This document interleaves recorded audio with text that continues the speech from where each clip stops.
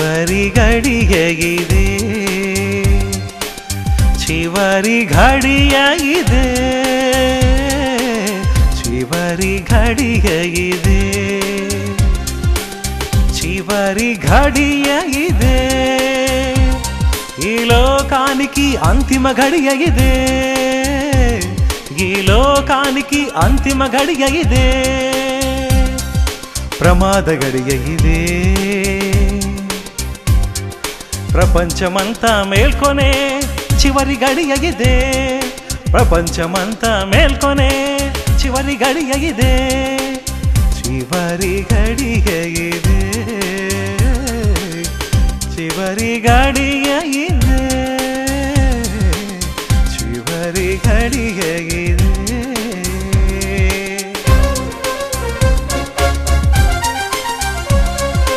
ఎటు చూసిన యుద్ధాలు భూకంపాలే, ఎక్కడ విన్నా మానభంగాలు పాపాలే, ఎటు చూసిన యుద్ధాలు భూకంపాలే, ఎక్కడ విన్నా మానభంగాలు పాపాలే, ఆకాశంలో మార్పులు అవనిలో పెను మార్పులు, ఆకాశంలో మార్పులు అవనిలో పెను మార్పులు, మారిపోయిన మనిషి అన్నిటికీ అంతటికీ చివరి గడియ ఇదే, అన్నిటికీ అంతటికీ చివరి గడియ ఇదే.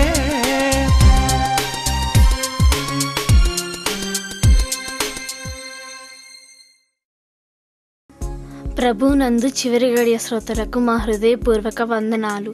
ఇప్పుడు రెవరెండ్ డాక్టర్ కె బాబురావు గారు మనకు దైవ సందేశాన్ని అందిస్తారు. క్రీస్తునందు ప్రియులారా, యేసుక్రీస్తు వారి ఘనమైన నామములో మీ అందరికీ హృదయపూర్వక వందనాలు తెలియజేస్తున్నాను. మీరందరూ బాగున్నారు కదా? మీ నిమిత్తము అనుదినము ప్రార్థన చేస్తున్నామని మేము పదే పదే చెప్తున్నాం. చాలామంది ఫోన్లు చేసి కూడా ప్రార్థన చేయించుకుంటున్నారు. ఈ అమూల్యమైన సందేశాలు, స్పెషల్ వర్తమానములు మరి చాలామందికి చక్కగా నచ్చి చాలామంది ఫోన్ చేస్తున్నారు. ఇంత చక్కటి సబ్జెక్టుని ఇప్పుడు దాకా ఎందుకు దాచారు పాస్టర్ గారు? కనీసం ఇప్పుడైనా రిలీజ్ చేశారు, చాలా సంతోషం. మేము ఇల్లుల పాది కూర్చొని ఈ మెసేజ్లు వింటున్నామని చాలామంది కుటుంబాలుగా వింటున్నారు. యవనస్తులు టీములుగా చాలా ప్రాంతాల నుంచి ఫోన్ చేసి, అన్నయ్య గారు ఇవాళ సోమవారం వచ్చిందంటే మేము పెద్దలకడే పని ముగించుకొని టయానికి అలా వచ్చేసి టీవీ ముందు కూర్చొని వాక్యం వింటున్నామని చాలామంది చెప్తున్నప్పుడు నేను చాలామందికి వర్తమానం విని మేలు పొందుతున్నారని, ఉపయోగకరంగా ఉన్నవని నేను చాలా సంతోషిస్తున్నాను. మీరు కూడా చక్కగా వినుమని ప్రేమతో మీ అందరికీ తెలియచేస్తున్నాను. పిల్లరా, పోయిన వారం నేను చెప్పిన రీతిగా ఈరోజు చెప్పేటువంటి వర్తమానము 7 ఏండ్ల శ్రమలు, 7 ఏండ్ల పరాకాష్ఠ. ఈ 7 సంవత్సరాలు శ్రమలు అనేటువంటివి ఎందుకు? అసలు దేవుడు 7 సంవత్సరాల శ్రమల్ని అలౌ చేశాడు. ఇది ఒక ప్రణాళిక. ఆయన్ని నమ్మనటువంటి వారికి అందరికీ తీర్పు తీర్చడం కోసం ఆయన ఇష్టపడుతున్నాడు. గత కాలాల్లో అనేక సామ్రాజ్యాలకి దేవుడు తీర్పు తీర్చాడు. ప్రపంచంలో ఉన్న సామ్రాజ్యాలలో రోమా సామ్రాజ్యం దగ్గర నుంచి, ఇశ్రాయేలు జాతి దగ్గర నుంచి, ఒక ఏరియా దగ్గర నుంచి అందరికీ తీర్పు తీర్చుకుంటూ వచ్చాడు. దేవుడు ప్రేమామయుడు. ఇన్ ది సేమ్ టైం ఆయన మాట వినకపోతే తీర్పులో కూడా వెళ్తారు మనుషులు. సో ఈ తీర్పు అనేటువంటిది ప్రపంచానికి ఎండింగ్లో తీర్చబడే తీర్పులు ఇవన్నీ. ఆది నుంచి దేవుడు ఒక మనిషి మాట విన్నప్పటి నుంచి కూడాను వ్యక్తికి, కుటుంబానికి, ప్రాంతానికి, గ్రామానికి, జిల్లాకు, దేశాలకు కూడా తీర్పు తీర్చాడు. ఒక ప్రాంతంలో ఈ రకంగా జరుగుతుంది పాపము అంటే ఆ ప్రాంతాలకు కూడా దేవుడు పనిష్మెంట్ ఇచ్చాడు. ఈ 7 సంవత్సరాల శ్రమలు ఏంటంటే దేవుడు మనుషుల్ని వదిలేసేసి సాతాను చేతికి అప్పగించే టైం. సో మాట వినని వారిని దేవుడు వాళ్ళకి అప్పగించేసాడు. 7 సంవత్సరాల శ్రమలు, 7 ఏండ్ల పరాకాష్ఠ చాలా భయంకరంగా ఉంటుంది. అంత ముందు కానీ ఆ తర్వాత కానీ ఇటువంటి దినాలు లేవని బైబిల్ చెప్తుంది. తల్లిజాడ పిల్లకి లేక, పిల్లజాడ తల్లికి లేక, అసలు ఆ యొక్క 7 సంవత్సరాల శ్రమల్లో రాబోయే రోజుల్లో ఆ 7 సంవత్సరాల శ్రమల్ని 3 పార్ట్లుగా చేసి చెప్పబోతున్నాను. చక్కగా మీరు వినండి. 7 ఏండ్ల శ్రమలు 3 పార్ట్లు చేసి క్లియర్గా చెప్తాను. ప్రియులరా, ఈ 7 సంవత్సరాల శ్రమల్ని 2 భాగాలుగా చేయాలి. ఒకటి మొట్టమొదట 3.5 సంవత్సరాలు, సెకండ్ పార్టు 3.5 సంవత్సరాలు, 3.5 7 సంవత్సరాలు. ఫస్ట్ 3.5 సంవత్సరాలలో మామూలుగా శ్రమలు జరుగుతాయి, వాటిని మామూలు శ్రమలు అనుకోవచ్చు. మిగతా 3.5 సంవత్సరాల్లో మహా ఉగ్రత శ్రమలు, దేవుని కోపం ఇంకా ఉగ్రమైపోయి ఆకాశం నుంచి వడగండ్లు అన్నాడు, నక్షత్రాలు రాలుతాయి అన్నాడు. నక్షత్రాలు రావడానికి ఆనవాళ్ళు కూడా ఇప్పటి నుంచే జరుగుతూ వస్తున్నాయి. ప్రపంచంలో శాస్త్రవేత్తలు చెప్తున్నారు, ఎప్పుడైనా రాలొచ్చు, ఎప్పుడైనా పడవచ్చు, ఒక నక్షత్రం ఢీకొనబోతుంది, వాటిలో కదలికలు ప్రారంభమని అని ఇప్పుడే చెప్తున్నారు. అవన్నీ కూడా అప్పుడు సిద్ధపడుతున్నాయి. అయితే పిల్లరా, ఈ మొట్టమొదటి 3.5 సంవత్సరాలు, చివరి 3.5 సంవత్సరాలు, మొట్టమొదటి 3.5 మామూలు శ్రమలు, చివరి 3.5 మహాశ్రమలు, ఇలా కూడా మనం చూసుకుంటూ పోతే 7 సంవత్సరాల శ్రమల్లో ఈ ప్రపంచం అంతా భయంకరమైనటువంటి పరిణామాలు ఎదుర్కొంటుంది. ఇంకా చూస్తానికి కూడా ఏమీ లేనటువంటి పరిస్థితిగా, తినటానికి కూడు కానీ, ఈ భూమి మీద పంట కానీ ఇంకేం ఉండదు. ఎక్కడ కొట్టినా కూడా నదులన్నీ నీళ్లు, ఆ నీళ్ళన్నీ కూడాను నదులన్నీ రక్తమే, సముద్రాలు రక్తమే, పంపులో నీళ్ళే, ఆ నీళ్ళలో కూడాను రక్తమే, ఎక్కడ చూసినా రక్తధారలే. ఆ శ్రమలు వర్ణించడానికి అలవు కాదు. వచ్చే వారాలు రాబోయే వారాల్లో దాన్ని వర్ణించడం కోసం ప్రయత్నం చేస్తాను. అయితే ప్రియులారా, ఇంత భయంకరమైనటువంటి శ్రమలు దేవుడు క్రీస్తు విరోధికి ఇక్కడ విడబడిన వాళ్ళందరినీ అప్పగిస్తాడు. 7 సంవత్సరాలు క్రీస్తు విరోధి ప్రజల్ని పరిపాలన చేస్తూ ఉంటాడు. ఈ 7 సంవత్సరాల శ్రమల కాలంలోనే ఆకాశం నుంచి దేవుడు యూదుల కొరకు 2 ప్రవక్తలను పంపిస్తానని చెప్పాడు. మరి ఆ 2 ప్రవక్తలు ఎవరైనా బైబిల్ చెప్తుంది క్లియర్గా లేదు, కానీ ఒక ఆయన గురించి ఉంది, ఏలియా అనేటువంటి ఆయన వస్తాడని ఉంది. రెండవ ఆయన భక్తుల అభిప్రాయము హనోకు అని ఉంటుంది అనుకుంటున్నారు. కొంతమంది మోషే అంటారు. మోషే అనే దానికి ఎక్కువ ఆధారం లేదు, కానీ మోషే కూడా చనిపోయాడు కాబట్టి చనిపోకుండా పైకి వెళ్ళిన వాళ్ళు హనోకు ఆయన, రెండో ఆయన ఏలియా, వీళ్ళిద్దరూ అయి ఉండొచ్చు అని భక్తుల అభిప్రాయం. వాళ్ళిద్దరు వస్తారు, క్రీస్తు విరోధితో తిరుగుబాటు చేస్తారు, యూదులందరికీ సువార్త చెప్తారు. యూదులకు సువార్త చెప్పడం కోసమే వాళ్ళు స్పెషల్గా వస్తారు. చాలామంది అన్నారు, గత రోజుల్లో మీరు మంచి మెసేజ్ చెప్పారు, యెరూషలేము గురించి, ఇశ్రాయేలు గురించి బ్రహ్మాండ డెవలప్ అయింది, అంజూరపు చెట్టు చిగురించింది, సస్యశ్యామలమైందని చెప్పారు కదా, ఇవన్నీ బాగానే ఉన్నాయి, కానీ యూదుల సంగతి ఏంటి, అసలు వాళ్ళకి రక్షణ లేదా అన్నారు. వాళ్ళకు కూడా రక్షణ ఉంటుంది. ఇంతమంది రక్షించినటువంటి వాడు యూదులకి, ఆయన జాతికి రక్షణ లేకుండా చేస్తాడా? ఇదిగో ఈ 2 ప్రవక్తలు వస్తారు, 7 సంవత్సరాల శ్రమల్లో వాళ్ళందరికీ వాక్యం చెప్తారు. క్రీస్తు విరోధి వాళ్ళని చంపుతాడు. చంపినప్పుడు వాళ్ళ శవాలు యెరూషలేము వీధుల్లో ఉంటాయని బైబిల్ చెప్తుంది. ప్రపంచమంతా కూడా, లోకమంతా చూస్తుందని కూడా చెప్తుంది. అవును ప్రియులారా, ఆ 2 సాక్షులు ఆ చంపబడి యెరూషలేము వీధుల్లో ఉన్నప్పుడు ప్రపంచమంతా చూసిద్దంటే ఇప్పుడు వచ్చిన వ్యవస్థే దానికి అర్థమవుతుంది. క్రీస్తు విరోధి పరిపాలనలకు కంప్యూటర్లు, ఈ ఇంటర్నెట్లు, శాటిలైట్లు, డిస్కులు ఇవన్నీ వచ్చినాయి, ఓకే బాగానే ఉంది.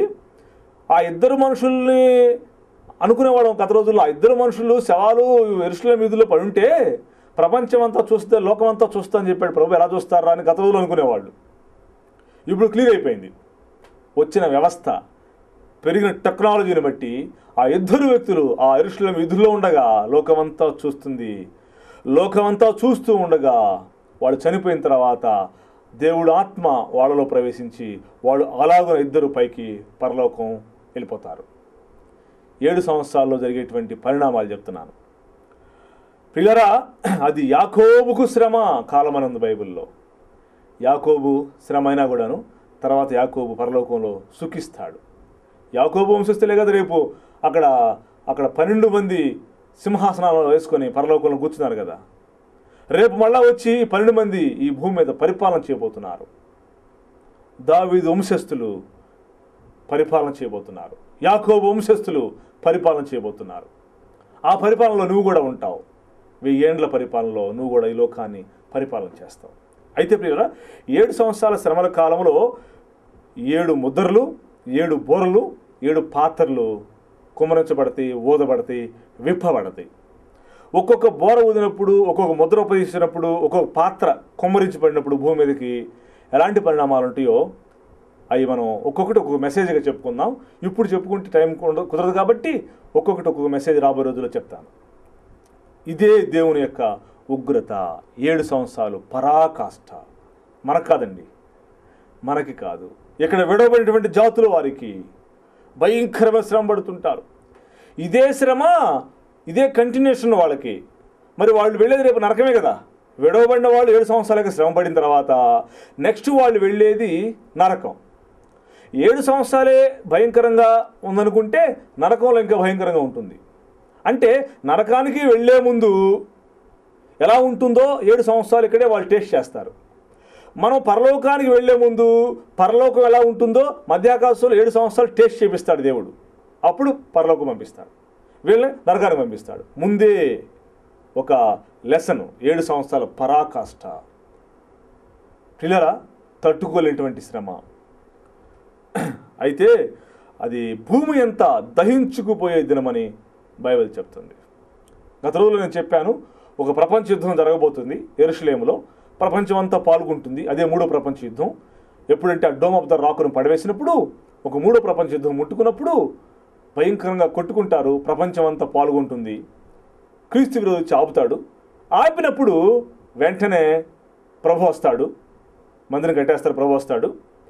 ఆ ఆపిన తర్వాత ప్రియులారా, ఈ భూమి అంతా కూడాను దహించుకుపోయినటువంటి స్థితికి వచ్చేస్తుంది. గత రోజుల్లో నేను చెప్పినప్పుడు రాబోతున్న ప్రపంచ యుద్ధంలో చెప్పాను మీకు. ఒక ప్రపంచ యుద్ధం ముట్టుకుంటుంది.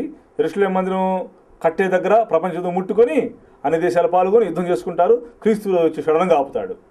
ఎందుకు? ఆగండి ఆగండి, కొట్టుకోబాకండి అంటాడు. ప్రియులారా, కొట్టుకోబాకండి ఆగండి అన్న వెంటనే అందరూ ఆగిపోతారు. యూదులు కూడా వాడి మాట నమ్ముతారు. ఎందుకంటే అక్కడ 2-3 అద్భుతాలు చేస్తాడు క్రీస్తు విరోధి. అద్భుతాలు చేసి నేనే క్రీస్తుని చెప్పుకుంటాడు. అరే, అద్భుతాలు చేశాడే, భలే ఉన్నాడు, భలే చేశాడే, కాబట్టి ఈయనే క్రీస్తురా, మెస్సియారా. అప్పటికే వాళ్ళు మెస్సియా వస్తారని ఎదురు చూస్తున్నారు. ప్రియులారా, అవునండి, ఇప్పటికి కూడా యూదులకి రక్షణ లేదు. క్రైస్తవులు, యూదులు, మహమ్మదీయులు ఉండాలి అక్కడ యెరూషలేము ఇజ్రాయెల్ కంట్రీలో. యూదులకి రక్షణ ఇప్పటికీ లేదు. వాళ్ళు ఏం చేస్తారంటే క్రీస్తుని నమ్మట్లేదు. మెస్సియా, మా మెస్సియా వస్తాడు, యేసయ్యే మెస్సియా అని ఇప్పటికీ వాళ్ళు నమ్మలేకపోతున్నారు. రేపు ప్రభువుని నమ్ముకుంటారు వాళ్ళు. సో 7 సంవత్సరాల శ్రమలో నమ్ముకుంటారు. స్పెషల్గా దేవుడు వాళ్ళని కేర్ తీసుకుంటాడని ప్రకటన గ్రంథంలో క్లియర్గా రాశాడు. పిల్లరా, అయితే క్రీస్తు విరోధి వచ్చేసేసి 7 సంవత్సరాల శ్రమ ప్రారంభంలో యుద్ధం ఆపి తన పరిపాలన స్టార్ట్ చేస్తాడు. వాళ్ళు అనుకుంటారు వాళ్ళు క్రీస్తు వచ్చేసేసాడు, మన మెస్సియా, ఈయనే మెస్సియా అని చెప్పేసి ఆయనకి క్రీస్తు విరోధికి ప్రభు అనుకొని మొరుకుతారు. అప్పుడు అతడేం చేస్తాడంటే మందిరంలో ఒక నిషిద్ధ వస్తువును పెడతాడు, ఒక విగ్రహ ప్రతిమను పెడతాడు. ఆ విగ్రహ ప్రతిమను పెట్టినప్పుడు అప్పుడు అనుకుంటారు వీళ్ళు, అప్పుడు మైండ్ వీళ్ళకి వెలుగుతుంది. ఓహో, మనం క్రీస్తుని నమ్మాం కదా, ఇతడు క్రీస్తు కాడు అని అప్పుడు నమ్మి వాళ్ళు అతని మీద తిరుగుబాటు చేస్తారు. యూదులందరూ క్రీస్తు విరోధి మీద తిరుగుబాటు చేసినప్పుడు క్రీస్తు విరోధి వాళ్ళని తరిమి కొడతాడు. వీళ్ళందరూ వెళ్ళి అప్పుడు గుహలో దాక్కుంటారు. అదే యెహోషాపాతు లోయ అని బైబిల్ చెప్తుంది. ఆ గుహలో రక్షణ నిమిత్తమై దేవుడు వాళ్ళని స్పెషల్గా అక్కడ కాపాడి వాళ్ళని అక్కడ రక్షిస్తాడు. అనేక సందర్భాలు రక్షించిన వాడు, సంవత్సరం మొదలుకొని సంవత్సరాంతం వరకు నా కనుదృష్టి ఈ దేశం మీద ఉంటుందన్నవాడు రక్షించడా? వీళ్ళందరూ వెళ్ళి యెహోషాపాతులో దాక్కుంటే దేవుడు అక్కడ వాళ్ళని కాపాడతాడు, యూదులందరినీ. అప్పుడు క్రీస్తు విరోధి పరిపాలన తను స్టార్ట్ చేసుకుంటాడు, ప్రపంచాన్ని మొత్తాన్ని వెళ్తాడు. ఈ 7 సంవత్సరాలు వాడు ఉండేది అక్కడే యెరూషలేములోనే. యెరూషలేమే వాడికి ముఖ్య కేంద్ర స్థానం. దేశానికి ఎట్లయితే ముఖ్య పట్టణం ఉంటుందో ప్రపంచాన్ని మొత్తాన్ని ఏకఛత్రాధిపత్యంగా ఆ యెరూషలేములో కూర్చొని, ఓ కంప్యూటర్ వ్యవస్థ కాదు వాడి దగ్గర ఉండేది, అన్ని వ్యవస్థలను వాడి దగ్గర పెట్టుకుంటాడు. ఎందుకంటే ప్రియులారా, అవి 666 ముద్ర వేస్తాడు. తన మాట ఎవరైతే వింటాడో వాళ్ళకి 666, విన్న వారికి తరిమేస్తాడు, కొట్టేస్తాడు వాళ్ళందరినీ. అక్కడ ఉండి ప్రపంచం అంతా పరిపాలన చేస్తుంటాడు. వాడు ముద్ర వేయటాన్ని బట్టి ప్రపంచంలో నువ్వు ఎక్కడ ఉన్నా కూడా అతనికి ఇన్ఫర్మేషన్ వెళ్ళిపోతూ ఉంటుంది. అవునండి, ఇట్లా క్రీస్తు విరోధి యెరూషలేములో ఉండి ఇన్ని వేల కిలోమీటర్లో ఉన్నటువంటి భారతదేశం కానీ అమెరికా కానీ ఇతర దేశాల్లో ఉన్న వాళ్ళందరినీ ఎట్లా పరిపాలన చేస్తాడరా అని అనుకున్నా మొట్టమొదటిలో. ఇప్పుడు వచ్చిన టెక్నాలజీని బట్టి, కంప్యూటర్ వ్యవస్థను బట్టి, శాటిలైట్ వ్యవస్థను బట్టి ఇప్పుడు అర్థమవుతుంది క్రీస్తు విరోధి పరిపాలన ప్రపంచాన్ని అంతటిని పరిపాలన చేస్తాడు కదా, చాలా తేలిగ్గా చేయొచ్చు ఇతడు అని ఇప్పుడు అర్థమవుతుంది. నాకు కంప్యూటర్ ఉంది. ఆ కంప్యూటర్ మీద నేను కంప్యూటర్ టైప్ చేస్తున్నప్పుడు ఈ మధ్య ఇంకో కొత్త వస్తువు వచ్చింది. ఆ కంప్యూటర్ మీద ఆ చిన్న వస్తువుని పెట్టుకొని అమెరికాలో ఉన్న వాళ్ళతో కూడా మాట్లాడుతున్నారు ఈ రోజుల్లో. అమెరికాలో వాళ్ళ కొడుకు కూతురు ఉంటారు, ఇక్కడ వీళ్ళు కంప్యూటర్ ముందుకు వచ్చి కొట్టుకుంటూ ఉంటారు, ల్యాప్టాప్ కానీ కంప్యూటర్ కానీ. వెబ్ కేమ్ అంటారు దాని పేరు. ఈ వెబ్ కెమెరా అనేటువంటిది ఎంత ఉంటుంది, ఆ కంప్యూటర్ మీద పెట్టుకొని వాళ్ళ కూతురు అమెరికాలో ఉన్నాయి, కొడుకు అమెరికాలో ఉన్నాయి, వంటగదిలో కానీ ఫేస్ టు ఫేస్ కూర్చొని ముఖాలు మాట్లాడుకుంటూ ఉంటున్నారు. వాళ్ళ ముఖాలు ఎలా కనపడతాయి, వీళ్ళ ముఖాలు అలా కనపడతాయి, అంటే ఫిలిం లాగా అనమాట. అవును పిల్లరా, ఆ వెబ్ కెమెరా చూసినప్పుడు నేను చాలా ఆశ్చర్యపోయాను. ఓహో, ఇంత టెక్నాలజీ పెరిగింది మానవుడికి, ఇదంతా కూడా క్రీస్తు విరోధి పరిపాలనకు సూచనే అనుకున్నాను. ఈ మధ్య టీవీలో ఈ శాటిలైట్ ఛానల్ ద్వారా వాక్యం వస్తుంది. శాటిలైట్ ఆకాశంలో పెట్టాడు తీసుకుపోయి. ఇక్కడ హైదరాబాదులో రికార్డు చేసిన మెసేజ్ మద్రాసు 2 సెకండ్లో వెళ్ళిపోద్దంట. వైర్ ద్వారా వెళ్ళిపోతుంది 2 సెకండ్లో. మద్రాసు నుంచి ఆకాశంలో ఉన్న శాటిలైట్కి 2 సెకండ్లో వెళ్ళిపోతుంది. అక్కడి నుంచి మళ్ళీ 2 సెకండ్లో టీవీలోకి దిగుతుంది. హైదరాబాద్ నుంచి మద్రాసు వైర్ ద్వారా 2 సెకండ్లే, మద్రాసు నుంచి ఆకాశంలో శాటిలైట్కి 2 సెకండ్లే, ఆ శాటిలైట్ నుంచి టీవీలోకి వాక్యం రావటం 2 సెకండ్లే, మొత్తం 6 సెకండ్లు. 6 సెకండ్లో శాటిలైట్ ఉపద్రవం నుంచి, ఆకాశంలో పెట్టబడిన శాటిలైట్ నుంచి మనిషికి వాక్యం టీవీలో వచ్చేస్తుంది. ఇంత టెక్నాలజీ వచ్చినప్పుడు ఇవన్నీ అర్థమవుతాయి. ఓహో, ఇవన్నీ క్రీస్తు విరోధి పరిపాలనకు ముంగుర్తులు. అవును ప్రియులారా, ఒకప్పుడు చూస్తే ఇంత టెక్నాలజీ లేదండి. ఇంత టెక్నాలజీ ఎక్కడిది? క్రీస్తు విరోధి పరిపాలనకు ఇవన్నీ కూడా పునాదులు వేసుకుంటున్నాడు. యెరూషలేములో ఉండి పరిపాలన చేస్తాడు. అయితే యూదులను తరిమేసేసాడు, 7 సంవత్సరాల పరిపాలన స్టార్ట్ చేశాడు. మనకు అక్కడ 7 సంవత్సరాల విధి జరుగుతుంది. ఈ 7 ఏళ్ల శ్రమల్లో భయంకరంగా ఇక్కడ విడవబడిన వాడిని హింసిస్తూ ఉంటాడు. అతను హింసించేది ఒక పక్కన పెట్టి బైబిల్లో 7 సంవత్సరాల ఉగ్రత దినం అని చెప్పబడింది. పాత్రలు, బోరలు, ముద్రలతో ఈ ప్రపంచం దహించుకుపోతుంది. 7 సంవత్సరాలు భయంకరమైన పరాకాష్ట, మానవుడు తట్టుకోలేనటువంటి పరాకాష్ట. తాగటానికి నీళ్లు లేవు, తినటానికి కుడి లేదు, పంటలు పండటం లేదు, విత్తనం కుళ్ళిపోతుంది, అన్ని చేదు నీళ్లే, ఆకాశం నుంచి వడగండ్లు, భయంకరమైన ఉగ్రత దినము. ఎక్కడ చూసినా విపత్తే. జనులు భయంతో గుండెలు లబ్డబ్ కొట్టుకొని గుండెకి తెచ్చేవాళ్ళు బోళ్ళు మంది ఉంటారు. ఆకాశం నుంచి ఆ ఒక్కొక్క ఉగ్రత పడతంటే ప్రియులారా, ఆకాశం నుంచి ఒక ముద్ర, బోర శబ్దం, పాత్రలు కుమరించబడుతుంటే, వడగండ్లు కుమరించబడుతుంటే, శక్తులు కదిలించబడుతుంటే 7 సంవత్సరాలు. అంత శ్రమలు ఇంకా బైబిల్లో కానీ, అంతకు ముందు కానీ, ఆ తర్వాత కానీ ఎప్పుడు లేవని చెప్తుంది బైబిల్. ఆ ఉగ్రత దినాన్ని నుంచి నువ్వు తప్పించుకోనమని ముందే ప్రభు నీకు చెప్తున్నాడు. దహించుకుపోయే దినం అది. ఆ దినాన్ని నువ్వు దహించుకోకూడదని, పరలోకం చేయాలని ప్రభు కోరుకుంటున్నాడు. ప్రియులారా, ఆ ఉగ్ర దినము పరాకాష్ఠ దినము. A punishment to the people who live in the earth. నువ్వు కూడా ఇక్కడ లివ్ అయ్యావంటే నీ జీవితం సమాప్తి. End your life. If you have accept Jesus, you have life. Otherwise you live here. One day you will go to hell. Hell is prepared for unbelievers. Heaven is prepared for believers. You must take the decision, oh my dear sister and my brother, if you want to go to hell or heaven. The decision is up to you. God have given to you a good chance. What decision you will take, that is up to you. రాబోతుంది ఉగ్రత, ప్రచండమైనటువంటి ఉగ్రత, తాళుకోలేని ఉగ్రత, 7 ఏండ్ల పరాకాష్ఠ. అయితే ప్రియులారా, ఇంకో విషయం నేను మీకు చెప్పాలి. ఇదేంటంటే, చాలామంది తప్పుడు బదులు బోధిస్తూ అంటున్నారు 7 సంవత్సరాల శ్రమల్లో సంఘం ఉంటుంది అంటున్నారు. ఇది ఎంతవరకు బైబిల్లో నుంచి మనం క్లారిఫికేషన్ చేసుకుంటే, ఎక్కడైనా కూడా మనుషులు మాటలు వినకూడదు, వాళ్ళు ఇష్టం వచ్చినంత వాగుతూ ఉంటారు. బైబిల్లోకి రావాలి మనం వెంటనే. యేసుక్రీస్తు ప్రభువారు ఒక పాపిని రక్షించింది తన స్వరక్తమిచ్చి కొనుక్కున్నాడన్నాడు. స్వరక్తమిచ్చి కొనుక్కున్నది, ఒక పాపిని రక్షించింది, 7 సంవత్సరాల శ్రమలో శ్రమల పాలు చేసి ఇక్కడ పడేసి వెళ్తానుక కాదు కదా. అవునండి, ఒక తండ్రి ఒక పిల్లవాడిని శ్రమ నుంచి తప్పించేవాడే కానీ శ్రమకు అప్పగించడం కాదు. ఆయన పరలోకానికి వచ్చి విలువైన రక్తం కార్చి మనందరి నిమిత్తమై పాప విమోచన చేసి స్వరక్తంతో కొనుక్కున్నానంటున్నాడు.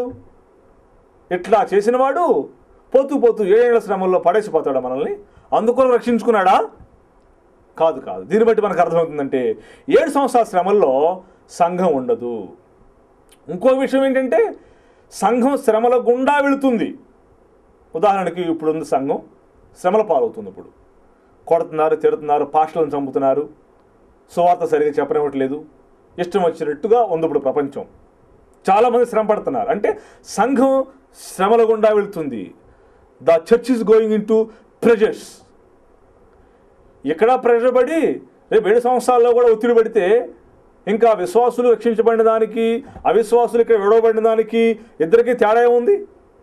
లేదు కదా. సో సంఘము శ్రమల్లో ఉండదు. ప్రభు తీసుకెళ్ళిపోతాడు. అది గుర్తుపెట్టుకోవాలి. తప్పుడు బోధ వినబాకండి. తప్పుడు బోధలకి మన చెవులు అప్పగించకూడదు. బైబిల్లోకి రావాలి, క్లారిఫికేషన్ చేసుకోవాలి. ఇట్లా బాగుంటుంది. 1000 సంవత్సరాల పరిపాలన ఇప్పుడే జరుగుతుందంటారు చాలామంది. తప్పది. 1000 సంవత్సరాల పరిపాలన ప్రకటన గ్రంథంలో ఉంది, 7 సంవత్సరాల శ్రమలు ప్రకటన గ్రంథంలో ఉంది. రెండు చూస్తాం. బైబిల్లో నుంచి చూసుకొని మాట్లాడుకుంటే చక్కగా ప్రశ్నలకు సమాధానం వచ్చేస్తాయి. సంఘము 7 సంవత్సరాల శ్రమల్లో ఉండదు. మధ్యాకాశంలో ఉంటుంది, మళ్ళీ కిందకు దిగుతుంది, 1000 ఏళ్ల పరిపాలన చేస్తుంది ప్రభుతో పాటు. ఆ తర్వాత పరలోకం వెళ్ళిపోతుంది. అప్పుడు నిత్యత్వము, ఎటర్నిటీ, ఈ కాలం వెళ్ళి నిత్యత్వంలో కలిసిపోతుంది. ప్రపంచము సమాప్తమవుతుంది. అయితే ప్రియులారా, ఈ 7 ఏళ్ల శ్రమలు, 7 ఏళ్ల పరాకాష్ఠ గురించి 7 ముద్రలు, 7 బోర్లు, 7 పాత్రలు, 3 మెసేజ్ల్లో అసలు పరిణామాలు భూమి మీద ఎలా ఉంటాయో మనం అప్పుడు వర్ణించుకుందాం. అప్పుడు వర్ణిస్తున్నప్పుడు మన హృదయాలు సిద్ధపరచుకుందాం. కాబట్టి ప్రభునందు ప్రియులారా, నా మాటలు ముగింపుకు వచ్చాను. 7 ఏళ్ల శ్రమలు, 7 ఏళ్ల పరాకాష్ఠ. ఆ పరాకాష్ఠ నుంచి నువ్వు తప్పించుకొని ప్రభువుని నమ్ముకొనమని ప్రేమతో నీకు తెలియజేస్తున్నాను. వచ్చేవారం మరొక అమూల్యమైన సందేశంతో కలుసుకుందాం. అందాక సెలవు తీసుకుందాం. తల వంచండి, ప్రార్థన చేస్తున్నాను. ప్రేమ నమ్మకం కలిగిన ప్రియ పరలోకపు తండ్రి, వందనాలు స్తోత్రాలు చెల్లిస్తున్నావు నాయన. 7 ఏళ్ల శ్రమలు, 7 ఏళ్ల పరాకాష్ఠ. ఈ శ్రమల నుంచి మేము తప్పించుకొని ప్రభువా మేము పరలోకానికి చేరే వారంగా ఉండటానికి సహాయం చేయండి. తట్టుకోలేని శ్రమలు రాబోతున్నవి. పరాకాష్ఠే అది. భూమి పుట్టింది మొదలుకొని అంత శ్రమ అంతకుముందు కలగలేదు, కలుగబోదు అని బైబిల్ చెప్తుంది.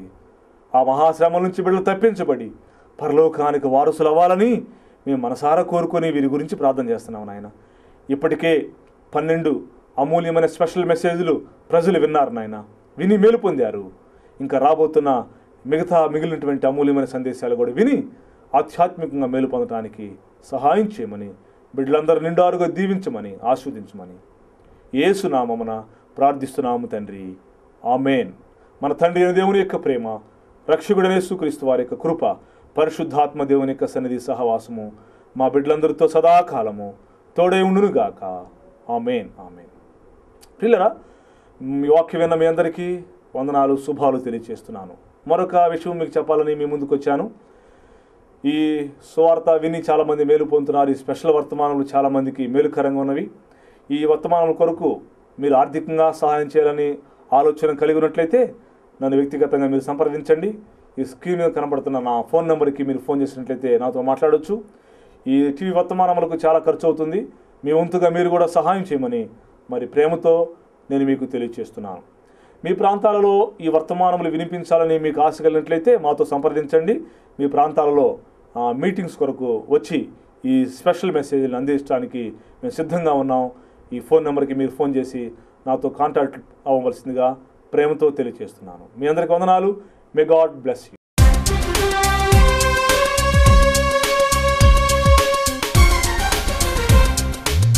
చివరి గడియ ఇదే. చివరి గడియ అనే మా టీవీ కార్యక్రమంలో రాబోచున్న అమూల్యమైన సందేశాలు. ఈ సందేశాలు రెవరెండ్ డాక్టర్ కె బాబురావు గారు తన 17 సంవత్సరాల సేవా అనుభవంలో ప్రార్థించి ధ్యానించి సిద్ధపరిచిన సందేశాలు. ఇశ్రాయేలు పునర్జన్మ, అలియా, యెరూషలేము రాయిపై చర్చలు విఫలం, రాబోచున్న ప్రపంచ యుద్ధం, క్రీస్తు రాకడ సూచనలు, మత్తయి సువార్త 24వ అధ్యాయ ధ్యానం, అంజూరపు చెట్టు, ఇశ్రాయేలు దేశం, యెరూషలేము దేవాలయం వివరణ, అల్ అక్సా, సంఘం ఎప్పుడు ఎత్తబడుతుంది, ప్రపంచ కల్లోల దినం, కోట్లాది ప్రజలు అదృశ్యం, రహస్య రాకడ, బహిరంగ రాకడ, దానియేలు 70 వారములు, 666 ముద్ర, మైక్రోచిప్స్, 2 సాక్షులు వారి పనులు, 7 ఏండ్ల శ్రమలు, 7 ఏండ్ల పరాకాష్ట, క్రీస్తు విరోధి పరిపాలన, హర్మగద్దోన్ యుద్ధం, 7 ముద్రలు, 7 బూరలు, 7 పాత్రలు, క్రీస్తు 1000 ఏండ్ల పరిపాలన, 4 గుర్రములు, 4 స్త్రీలు, సాతాను చివరి కుట్ర, గోగు మాగోగు యుద్ధం, క్రీస్తు న్యాయపీఠం, ధవళ సింహాసనం, పరలోకము నరకము, నిత్యత్వము, దేవుని గూర్చిన వివరణ, 5 సందేశాలు, మానవుని గూర్చిన వివరణ, 5 సందేశాలు, ప్రపంచాన్ని గూర్చిన వివరణ, 5 సందేశాలు, సంఘాన్ని గూర్చిన వివరణ, 5 సందేశాలు, అపవాదిని గూర్చిన వివరణ, 5 సందేశాలు. రెవరెండ్ డాక్టర్ కె బాబురావు గారు, door number 4-8-400, Reddy building road, Rama building centre, Amaravati road, Guntur. Phone number 9440767072.